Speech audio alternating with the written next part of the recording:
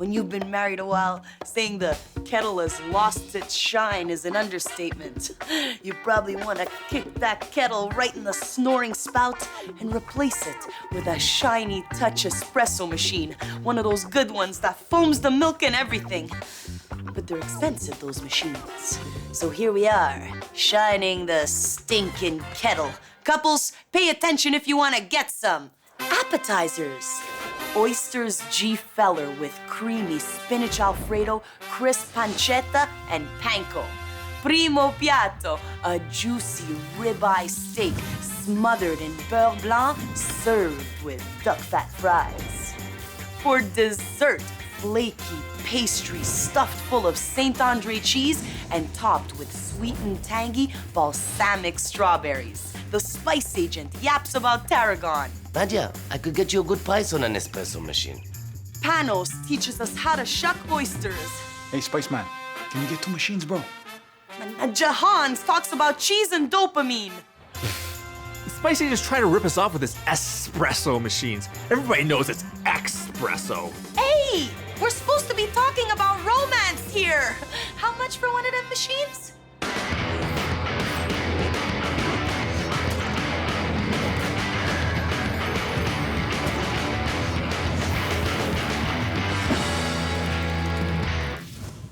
Whenever I think about marriage, this old Italian folk song always comes to mind.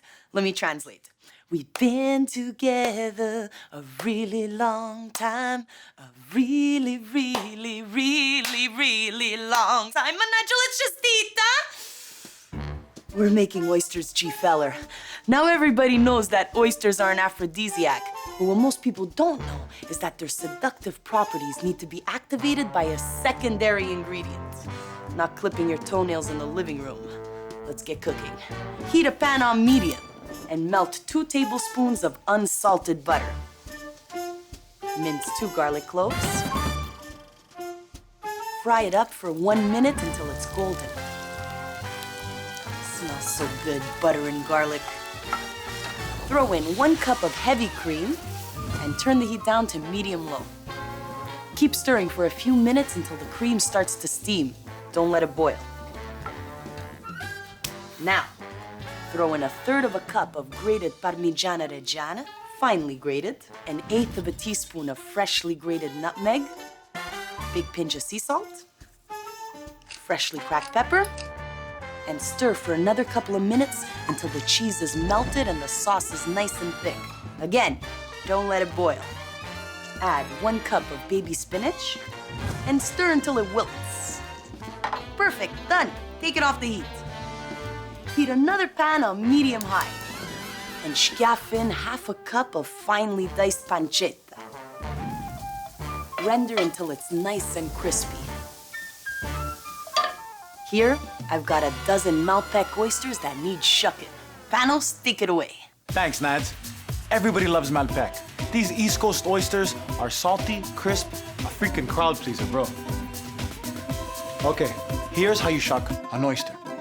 Using protective gloves, scaff it in an oyster holder with a hinge facing the outside. Stick in your shucking knife near the hinge. Now really work that blade into the hinge. Once the blade is in, keep twisting. Tack! Glide the blade along the roof of the shell, severing the muscle, releasing the meat. It's gonna take some practice, but what doesn't, right? I'm gonna be honest with you, bro. Me and my wife, we have a business together. It took some practice to compartmentalize. But look at us now. Bro, we've been happily married for 6 years. Επειδή δουλεύουμε μαζί, φαίνεται είναι 16 χρόνια. Τα μέτρησα. 18 χρόνια, 7 μήνες και 4 μέρες. Αγάπη μου.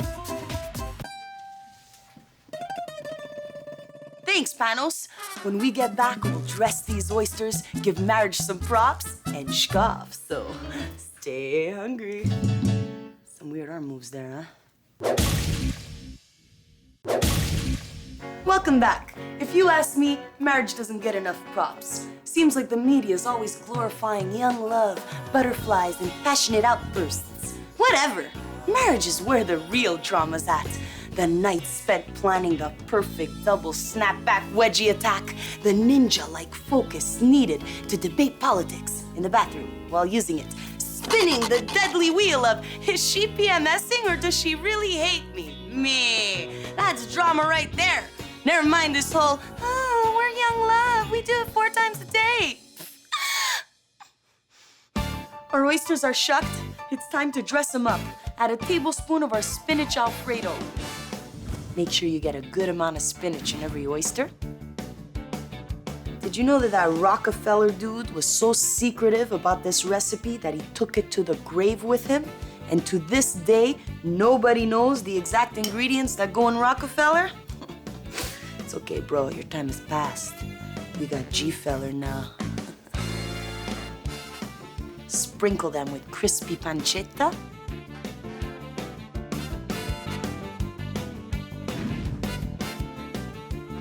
Add some finely grated Parmigiano.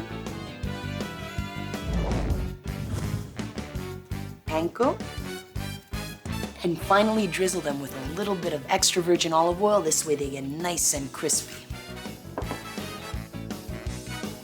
We're gonna bake these babies in a bed of rock salt at 450 for about 10 minutes until golden and bubbling.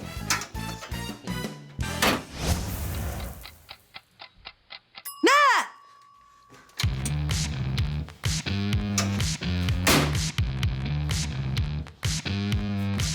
Wow. These smell as good as they look. Those were the days, huh? Woo! Buon appetito to me!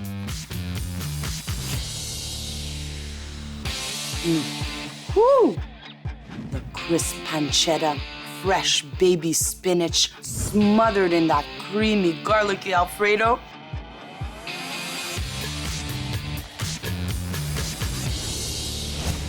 On to our main course. I'm so excited. We got a juicy ribeye steak slathered in beurre blanc, served with duck fat fries. Let that sink in for a minute. Yeah. We'll start with the fries. Here, I got a couple of cups of warm water. We're gonna throw in half a cup of raw sugar and slice up a couple of russets that have been nice and scrubbed into about 1/4-inch fries.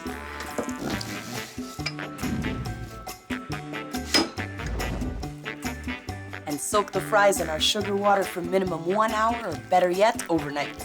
That's how we do it in my hometown of Montreal. We soak our fries in sugar water. This makes them sweeter and crisper. Here's another interesting fact about Montreal. When you get married, you can't take your husband's last name. On one hand, that kind of makes sense. I mean, why should women take their husband's last name if men never take their wives? On the other hand, I got this gorgeous knuckle ring, custom made. It's amazing, no? Set the fries aside. You don't even have to refrigerate them. Time to make our sauce. We're making a beurre blanc with tarragon. Heat a sauce pot on medium-high. Scaff in a 1/4 cup of good dry white wine, 1/4 cup of white wine vinegar, and 2 minced shallots. Let it boil and reduce until you end up with 2 tablespoons of liquid. Whew! These vinegar fumes are crazy. All right, once it's reduced, take it off the heat and let it cool for about 1 minute. While this cools, I'm gonna get some super cold butter bits out of the fridge.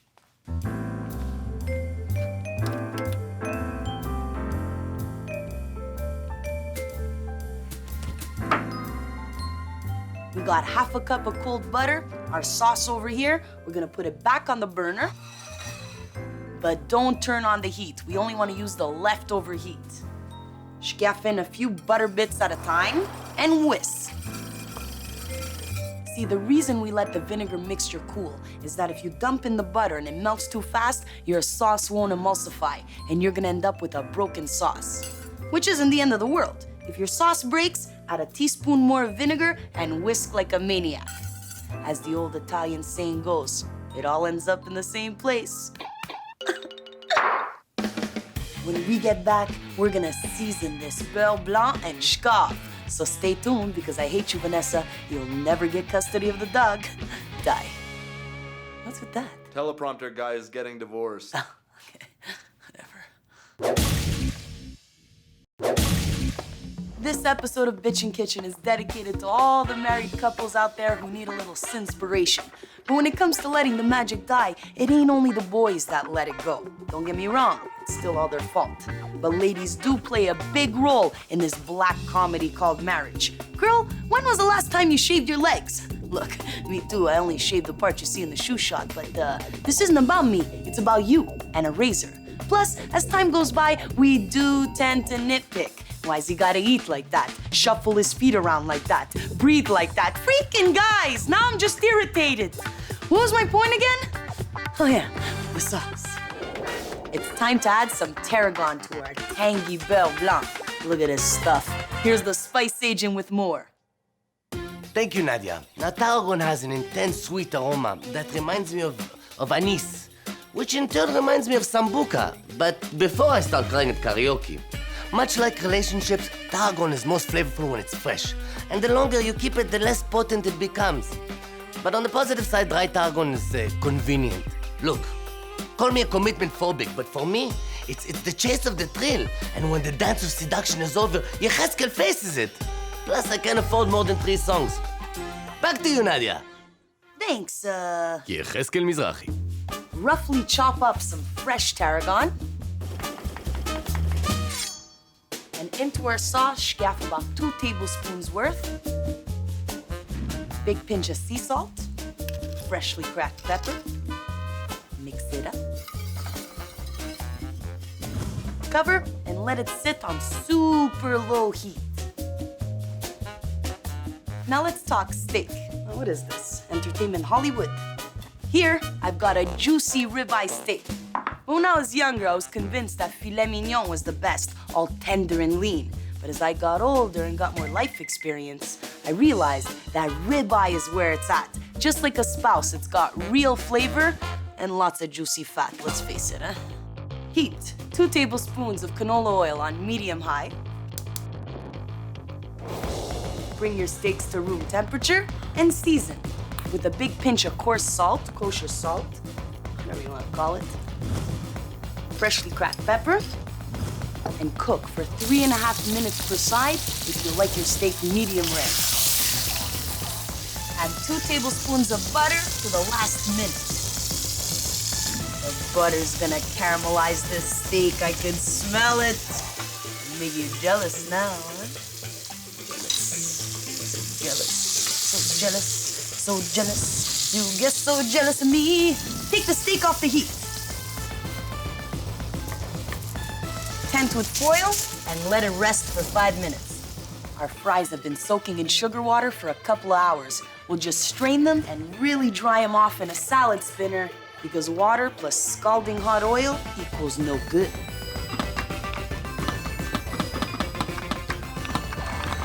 You really gotta be careful when you're deep frying at home. Every year, hundreds of people die from fry-related fires, and hundreds of thousands of people die from eating the actual fries. Heart disease, it's gonna get you. Here, I've got 3 cups of duck fat heated to 325. Use the thermometer to check the temperature. We're gonna blanch a cup of these suckers at a time for about 5 minutes until they're cooked but not crispy. Take them out and raise the temperature of the oil to 375. Pop them back in again and fry them up for 3-4 minutes until they're golden and super crispy. Done. You hear the sound of those fries? That means they're so crispy. We'll season them with a pinch of cayenne. I like a little kick. Pepper. Sea salt. Complete this dish.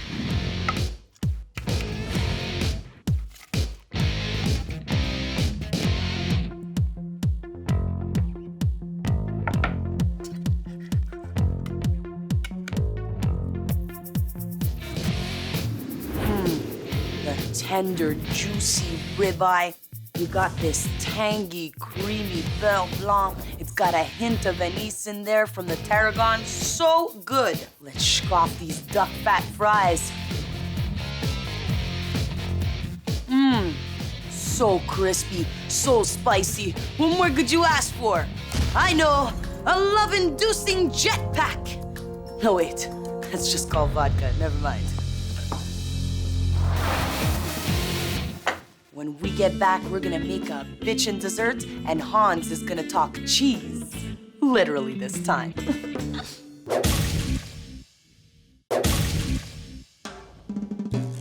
Welcome back. Today we're cooking up a romantic meal for all the lovers out there who should have stopped calling themselves that in 2003. Yep, losing the magic sucks, but in France, it's actually illegal. You think I'm kidding? Last year, a man identified only as Jean-Louis B was sued by his ex-wife for not putting out in over 21 years. You think that's crazy, right? She won! He was ordered to pay $12,000 in damages. Now, I don't know what's worse, the court meddling in the bedroom or the fact that Jean-Louis is officially worth $10.98 a shtuck. We're making puff pastry tarts stuffed full of Saint Andre cheese, topped with balsamic strawberries. Here I've got some store-bought puff pastry. If you want to make your own, go for it. But I'd suggest saving your energy for an all-night, dirty Real Housewives marathon. All right, scaff your puff pastry on a baking sheet lined with parchment paper and bake for 20-25 minutes at 400 degrees until they've puffed.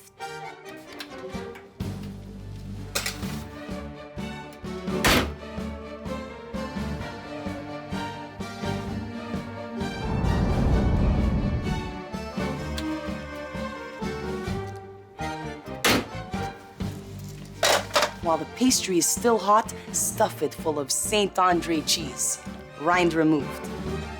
I love this cheese. Just look at it. It's so soft and creamy. Then there's parts of it that are a little bit more firm.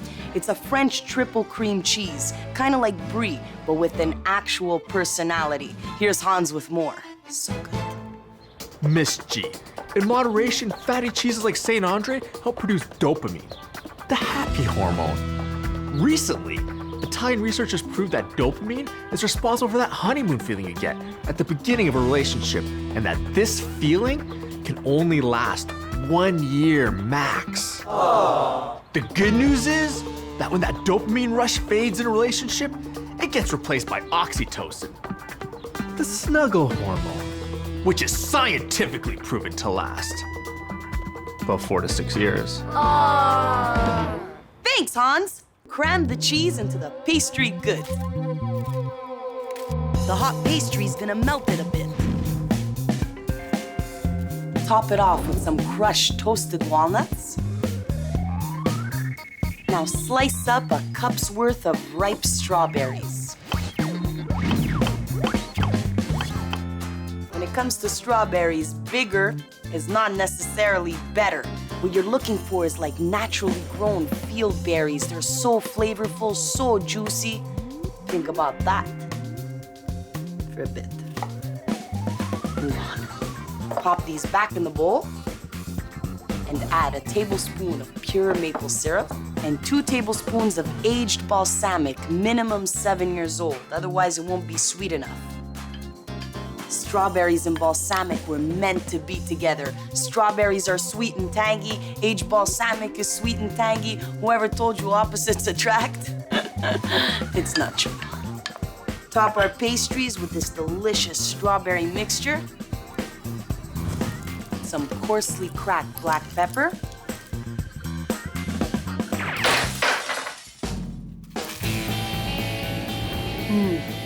This is an amazing combination.